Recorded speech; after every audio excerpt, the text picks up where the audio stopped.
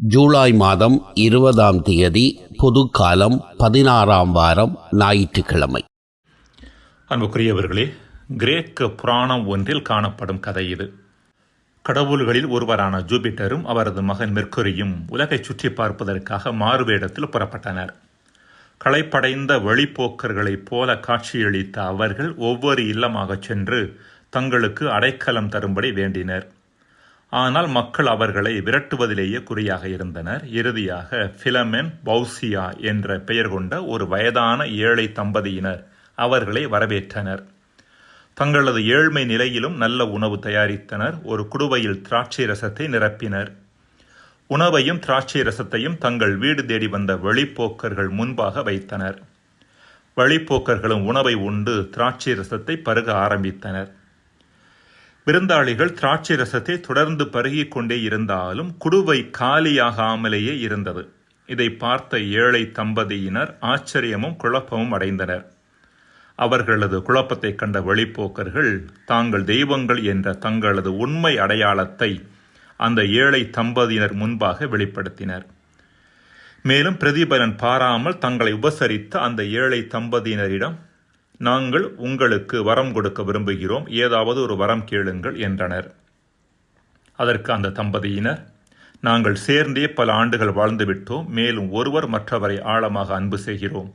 ஒருவர் இல்லாத வாழ்வை மற்றவரால் நினைத்து கூட பார்க்க முடியாது. எனவே நாங்கள் இருவரும் இணைந்தே இறக்க விரும்புகிறோம் என்று சொன்னார்களாம். இந்த கதையும் இன்றைய வாசகங்களும் விருந்தோம்பலின் மேன்மையை நமக்கு எடுத்துரைக்கின்றன. ஆபிரகாம் தன் இல்லம் வழியே சென்ற 3 நபர்களை அழைத்து அவர்களுக்கு விருந்தோம்பியது குறித்த முதல் வாசகமும், சகோதரிகளான மார்த்தாவும் மரியாவும் இயேசுவை வரவேற்று அவருக்கு விருந்தோம்பல் மேற்கொண்டது குறித்து நற்செய்தியும் பேசுகின்றன. விருந்தோம்பல் பண்பில் வளர இன்றைய நாளில் சிறப்பாக மன்றாடுவோம். முதல் வாசகம் தொடக்க நூலிலிருந்து வாசகம். அதிகாரம் 18, இறைவசனங்கள் 1 முதல் 10 முடிய. அந்நாட்களில் ஆண்டவர் மம்ரே என்ற இடத்தில் தேவதாரு மரங்கள் அருகே ஆபிரகாமுக்கு தோன்றினார். பகலில் வெப்ப மிகுந்த நேரத்தில் ஆபிரகாம் தம் கூடார வாயிலில் அமர்ந்திருக்கையில் கண்களை உயர்த்தி பார்த்தார். 3 மனிதர் தம் அருகில் நிற்க கண்டார். அவர்களை கண்டவுடன் அவர்களை சந்திக்க கூடார வாயிலை விட்டு ஓடினார். அவர்கள் முன் தரை மட்டும் தாழ்ந்து வணங்கி அவர்களை நோக்கி, என் தலைவரே, உம் கண்களில் எனக்கு அருள் கிடைத்ததாயின் நீர் உம் அடியானை விட்டு கடந்து போகாதிருப்பீராக. இதோ விரைவில் கொஞ்சம் தண்ணீர் கொண்டு வரட்டும். உங்கள் கால்களை கழுவிய பின் இம்மரத்தடியில் இளைப்பாருங்கள். கொஞ்சம் உணவு கொண்டு வருகிறேன். நீங்கள் புத்துணர்வு பெற்றபின் பயணத்தை தொடருங்கள். ஏனெனில் உங்கள் அடியானிடமே வந்திருக்கிறீர்கள் என்றார். நீ சொன்னபடியே செய் என்று அவர்கள் பதிலளித்தார்கள். அதை கேட்டு ஆபிரகாம் தம் கூடாரத்திற்கு விரைந்து சென்று சாராவை நோக்கி, விரைவாக 3 மரக்கால் நல்ல மாவை பிசைந்து அப்பங்கள் சுடு என்றார். ஆபிரகாம் மாட்டு மந்தைக்கு ஓடிச் சென்று ஒரு நல்ல இளங்கன்றை கொணர்ந்து வேலைக்காரனிடம் கொடுக்க அவன் அதனை விரைவில் சமைத்தான். பிறகு அவர் வெண்ணெய், பால், சமைத்த இளங்கன்று ஆகியவற்றை கொண்டு வந்து அவர்கள் முன் வைத்தார். அவர்கள் உண்ணும் பொழுது அவர்கள் அருகே மரத்தடியில் நின்று கொண்டிருந்தார். பின்பு அவர்கள் அவரை நோக்கி, உன் மனைவி சாரா எங்கே என்று கேட்க, அவர் அதோ கூடாரத்தில் இருக்கிறார் என்று பதில் கூறினார். அப்பொழுது ஆண்டவர், நான் இளவேனிற் காலத்தில் உறுதியாக மீண்டும் உன்னிடம் வருவேன். அப்பொழுது உன் மனைவி சாராவுக்கு ஒரு மகன் பிறந்திருப்பான் என்றார். அவருக்கு பின்புறத்தில் கூடார வாயிலில் சாரா இதை கேட்டுக்கொண்டிருந்தார். ஆண்டவரின் அருள்வாக்கு. இறைவா, உமக்கு நன்றி.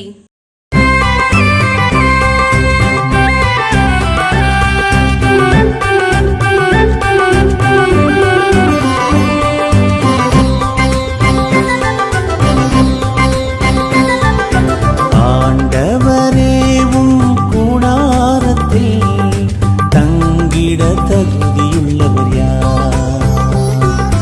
ஆண்டவரே, உம் கூடாரத்தில் தங்கிட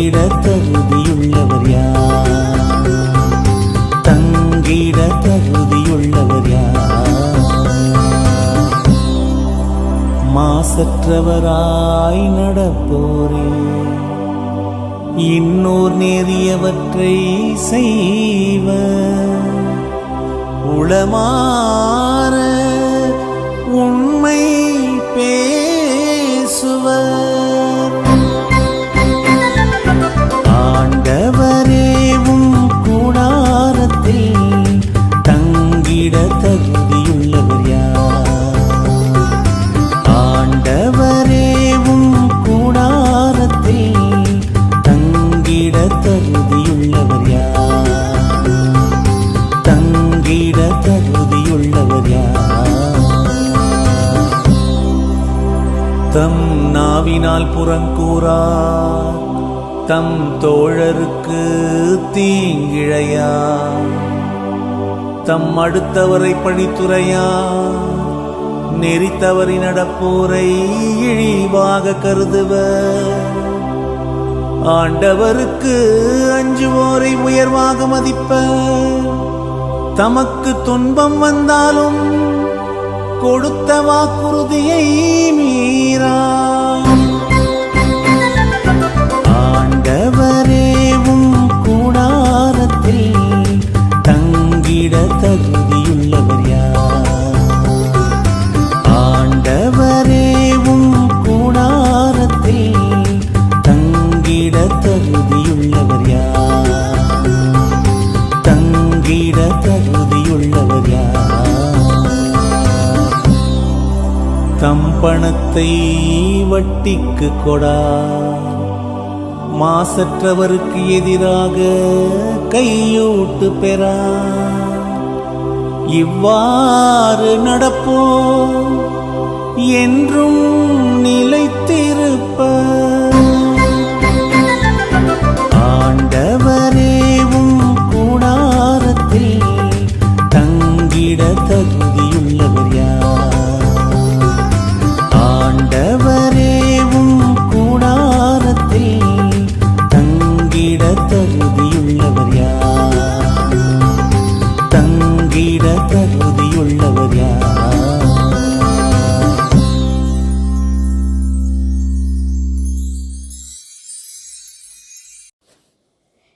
இரண்டாம் வாசகம். தூய பவுல் கொலோசியருக்கு எழுதிய திருமுகத்திலிருந்து வாசகம். அதிகாரம் 1, இறை வார்த்தைகள் 24 28 முடிய. சகோதரர் சகோதரிகளே, உங்கள் பொருட்டு துன்புறுவதில் நான் மகிழ்ச்சி கொள்கிறேன். கிறிஸ்து தம் உடலாகி திருச்சபைக்காக வேதனையுற்றார். அவர் மேலும் பட வேண்டிய வேதனையை என் உடலில் ஏற்று நிறைவு செய்கிறேன். என் மூலம் இறை வார்த்தையை முழுமையாக உங்களுக்குள் வழங்கும் பொறுப்பை கடவுள் எனக்கு கொடுத்தார். எனவே நான் திருத்தொண்டனானேன். நான் வழங்கும் இறை வார்த்தை ஊழி ஊழியாக தலைமுறை தலைமுறையாக மறைந்திருந்த இறை திட்டத்தை பற்றியது. அத்திட்டம் இப்பொழுது இறை மக்களுக்கு வெளிப்படுத்தப்பட்டிருக்கிறது. மக்களினங்களிடையே அது அளவற்ற மாட்சியுடன் செயல்படுகிறது என்பதை தம் மக்களுக்கு தெரிவிக்க கடவுள் திருவுளம் கொண்டார். உங்களுக்குள் இருக்கும் கிறிஸ்துவை பற்றியதே அத்திட்டம். மாட்சி பெறுவோம் என்னும் எதிர்நோக்கை அவரை அளிக்கிறார். கிறிஸ்துவை பற்றியே நாங்கள் அறிவித்து வருகிறோம். கிறிஸ்துவோடு இணைந்து ஒவ்வொருவரும் முதிர்ச்சி நிலை பெறுமாறு ஒவ்வொருவருக்கும் அறிவுரை கூறி முழு ஞானத்தோடு கற்பித்து வருகிறோம். ஆண்டவரின் அருள்வாக்கு. இறைவா உமக்கு நன்றி. நற்செய்தி வாசகம். மார்த்தா இயேசுவை தம் வீட்டில் வரவேற்றார். மரியாவோ நல்ல பங்கை தேர்ந்தெடுத்துக் கொண்டார். லூக்கா எழுதிய தூய நற்செய்தியிலிருந்து வாசகம். அதிகாரம் 10 வசனங்கள் 38 42 வரை. அக்காலத்தில் இயேசு ஒரு ஊரை அடைந்தார். அங்கே பெண் ஒருவர் அவரை தம் வீட்டில் வரவேற்றார். அவர் பெயர் மார்த்தா. அவருக்கு மரியா என்னும் சகோதரி ஒருவர் இருந்தார். மரியா ஆண்டவருடைய காலடி அருகில் அமர்ந்து அவர் சொல்வதை கேட்டுக்கொண்டிருந்தார். ஆனால் மார்த்தா பற்பல பணிகள் புரிவதில் பரபரப்பாகி இயேசுவிடம் வந்து, ஆண்டவரே, நான் பணிவிடை செய்ய என் சகோதரி என்னை தனியே விட்டுவிட்டாளே, உமக்கு கவலை இல்லையா? எனக்கு உதவி புரியும்படி அவளிடம் சொல்லும் என்றார். ஆண்டவர் அவரை பார்த்து, மார்த்தா, மார்த்தா, நீ பலவற்றை பற்றி கவலைப்பட்டு கலங்குகிறாய். ஆனால் தேவையானது ஒன்றே. மரியாவோ நல்ல பங்கை தேர்ந்தெடுத்துக் கொண்டாள். அது அவளிடமிருந்து எடுக்கப்படாது என்றார். ஆண்டவரின் அருள்வாக்கு. கிறிஸ்துவே உமக்கு புகழ். பிரியமானவர்களே, மனிதர்களை அடிப்படையில் அறிவு ஜீவிகள் என்று சொல்வதை விட உறவு ஜீவிகள் என்று சொல்வதுதான் பொருத்தமானதாக இருக்க முடியும். உறவை வாழ்வில் இருந்து விலக்குவது சுவாசத்தை உடலில் இருந்து பிரிப்பது போன்றதாகும். உறவு இல்லாத வாழ்வும் சுவாசம் இல்லாத உடலும் ஒன்றே. சுவாசம் இல்லாத உடல் பிணம், உறவு இல்லாத மனிதர் நடைபிணம். இத்தகைய மேலான உறவை ஆழப்படுத்தும் தளமாகவும் உறுதிப்படுத்தும் கருவியாகவும் விருந்தோம்பல் இருக்கிறது. எனினும் விருந்தோம்பல் வெறுமனே உணவை பகிர்வதோடு மட்டும் முடிந்துவிடக்கூடாது. மாறாக உணர்வுகளை பகிர்ந்து கொள்ளும் தளமாகவும் இருக்க வேண்டும் என்கிற செய்தியை இன்றைய நற்செய்தி நமக்கு சுட்டிக்காட்டுகின்றது. இயேசுவின் பணிவாழ்வை ஒரு பயணமாக விளக்கும் லூக்கா நற்செய்தியாளர் எருசலேம் நகருக்குள் நுழைவதற்கு முன்பாக இயேசு மார்த்தா மரியா வீட்டிற்குள் சென்றதாக எழுதுகின்றார். எனவே எருசலேமில் நிகழவிருக்கும் பாடுகள் மற்றும் சிலுவைச் சாவு குறித்த கலக்கம் இயேசுவின் உள்ளத்தை ஆக்கிரமித்து இருக்கக்கூடும் என்பதில் எச்சந்தேகமும் இல்லை. எனவே இயேசு மார்த்தா மரியாவிடம் வந்தது தன் உணர்வுகளை பகிர்ந்து கொள்ளத்தானே ஒழிய அவர்கள் தரும் உணவிற்காக அல்ல. எனவேதான் தன் உணர்வுகளுக்கு செவிமடுத்த மரியா நல்ல பங்கை தேர்ந்து கொண்டதாக இயேசு குறிப்பிடுகின்றார். உணவை பகிர்ந்து கொள்வதோடு உணர்வுகளையும் பகிர்ந்து கொள்வதே உண்மையான விருந்தோம்பல். 2ஆம் வாசகத்தில் புனித பவுல் விருந்தோம்பலின் இன்னொரு பரிமாணத்தை நமக்கு எடுத்துரைக்கின்றார். அது இறைவார்த்தையை பகிர்ந்து கொள்வதாகும். இறைவார்த்தை உள்ளத்துக்கான உணவாக இருப்பதை விவிலியம் சுட்டிக்காட்டுகிறது. உதாரணத்திற்கு இணைச்சட்டம் 8:3 மனிதர் அப்பத்தினால் மட்டுமன்று மாறாக கடவுளின் வாய்ச்சொல் ஒவ்வொன்றாலும் உயிர் வாழ்கின்றார் என்று வாசிக்கிறோம். அதேபோல எரேமியா 15:16 நான் உம் சொற்களை கண்டடைந்தேன், அவற்றை உட்கொண்டேன், உம் சொற்கள் எனக்கு மகிழ்ச்சி தந்தன, என் உள்ளத்திற்கு உவகை அளித்தன என்று வாசிக்கின்றோம். உடலுக்கான உணவை அன்போடு வழங்குவது விருந்தோம்பல் என்றால் உள்ளத்திற்கான உணவை, அதாவது இறைவார்த்தையை வழங்குவதும் விருந்தோம்பல் தானே. எனவேதான் புனித பவுல் என் மூலம் இறைவார்த்தையை முழுமையாக உங்களுக்கு வழங்கும் பொறுப்பை கடவுள் எனக்கு கொடுத்தார், எனவே நான் திருத்தொண்டன் ஆனேன் என்கின்றார். திருத்தொண்டர் என்பதற்கான கிரேக்க வார்த்தை டயக்கோனியா என்பதாகும். இது பந்தியில் பரிமாறுபவருக்கு கொடுக்கப்படும் பெயர் என்பதை நாம் நினைவில் கொள்ள வேண்டும். இன்னும் சொல்லப்போனால் மார்த்தா இயேசுவுக்கு விருந்தோம்பல் செய்ததை டயக்கோனியா என்ற வார்த்தையின் மூலமே லூக்கா சுட்டிக்காட்டுகிறார் என்பது குறிப்பிடத்தக்கது. அன்புக்குரியவர்களே, விருந்தோம்பலின் முக்கியத்துவத்தை சுட்டிக்காட்டும் இன்றைய வாசகங்கள் விருந்தோம்பல் நமக்கு கொண்டு வரும் நலன்களை பற்றியும் பேசுகின்றன. 3 நலன்களை நாம் சிந்திக்கலாம். முதலாவதாக, மனிதர்களுக்கு விருந்தோம்பல் செய்வது கடவுளுக்கே விருந்தோம்பல் செய்வதாகும்.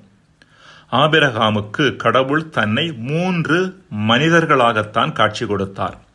எனவே இறைச்சாயலில் படைக்கப்பட்ட மனிதர்களுக்கு நாம் விருந்தளிக்கின்ற பொழுது இறைவனுக்கே அது விருந்தை படைப்பதற்கு இணையானதாகும். 2ஆவதாக, பிரதிபலன் பாராமல் விருந்தோம்பல் செய்பவர்களை இறைவன் ஆசீர்வதிக்கின்றார். முன்னுரையில் நாம் கேட்ட கிரேக்க கதையில் தங்களை வரவேற்ற தம்பதியினரது திராட்சை ரச குடுவை காலியாகாமல் இருக்கும்படி ஜூபிட்டரும் மெர்க்கரியும் பார்த்து கொண்டனர். இறுதியில் அவர்களுக்கு சிறப்பு வரத்தையும் வழங்கியது குறித்து நாம் கேட்டோம். இது விவிலியத்தில் எலியாவுக்கு உணவளித்த சாரிபாத் கைம்பெண்ணை நமக்கு நினைவூட்டுகிறது. நாட்டில் ஆண்டவர் மழை பெய்ய செய்யும் வரை பானையில் உள்ள மாவு தீராது, கலயத்தில் உள்ள எண்ணெயும் குறையாது என்ற ஆசீர்வாதத்தை பெற்றுக்கொண்டதோடு இறந்த தன் மகனை உயிரோடு பெறும் வரத்தையும் அந்த பெண் பெற்றுக்கொண்டார். அரசர்கள் முதல் புத்தகம் 17வது பிரிவு. 3 மனிதர்களுக்கு விருந்தோம்பல் செய்த ஆபிரகாமும் கடவுளிடமிருந்து ஆசீரை பெற்றுக்கொண்டார். கடவுள் ஆபிரகாமை பார்த்து, நான் இளவேனிற் காலத்தில் உறுதியாக மீண்டும் உன்னிடம் வருவேன், அப்பொழுது உன் மனைவி சாராவுக்கு ஒரு மகன் பிறந்திருப்பான் என்று சொல்வதாக நாம் வாசிக்கின்றோம். தெய்வப்புலவர் வள்ளுவர் கூட வந்த விருந்தினரை வரவேற்று உபசரித்து வாழ்பவனது இல்வாழ்க்கையில் வறுமை என்ற எதுவும் இருக்காது என்கின்றார். மூன்றாவது நலன், விருந்தோம்பல் என்பது அது ஒரு வகையான மருந்தே. மனித உறவுகளுக்கிடையே அவ்வப்பொழுது உராய்வுகள் ஏற்படுவது சகஜமானது. இத்தகைய உராய்வினால் ஏற்படும் காயங்களை சரிப்படுத்தும் மருந்தாக விருந்தோம்பலை நாம் பயன்படுத்திக் கொள்ள முடியும். நம் முன்னோர்கள் அதைத்தான் செய்தனர். அன்றாட நிகழ்வுகளால் ஏற்படும் உராய்வுகளை விழாக்கால விருந்தோம்பல் வழியாக சரி செய்து கொண்டனர். இன்றோ விடுதிகளில் விருந்தை உண்டு வீடுகளில் விருந்தோம்பும் பண்பை குறைத்துக் கொண்டதன் காரணமாக உறவு சிக்கல்கள் சரி செய்யப்படாமலேயே இருந்து காலப்போக்கில் உறவு முறிவுகளாக மாறிவிடுகின்றன. விருந்தோம்பல் பண்பை அதிகமாக்கி வாழ்வின் உறவுகளை உயர்த்தி மகிழ்வில் சஞ்சரிக்க இன்றைய நாளில் நாம் அழைக்கப்படுகின்றோம். மன்றாடுவோமாக. இறைவா, விருந்தோம்பல் எங்களையும் பிறரையும் எம் உறவுகளையும் வாழ வைக்கிறது என்பதை உணர்ந்து விருந்தோம்பல் பண்பை எம் குடும்பங்களில் வளர்த்தெடுக்க எங்களுக்கு வரம் தருவீராக. ஆமேன்.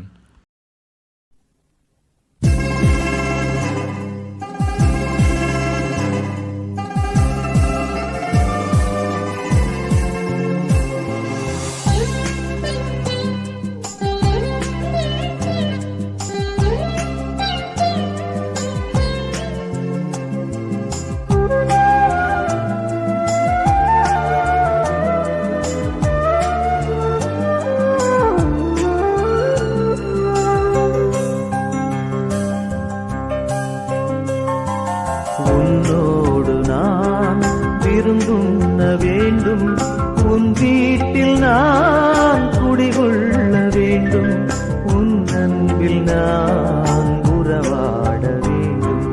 உன்னோடு நான் விருந்துண்ண வேண்டும், உன் வீட்டில் நான் குடிகொள்ள வேண்டும், உன் அன்பில் நான் உறவாட வேண்டும். உன்னோடு நான்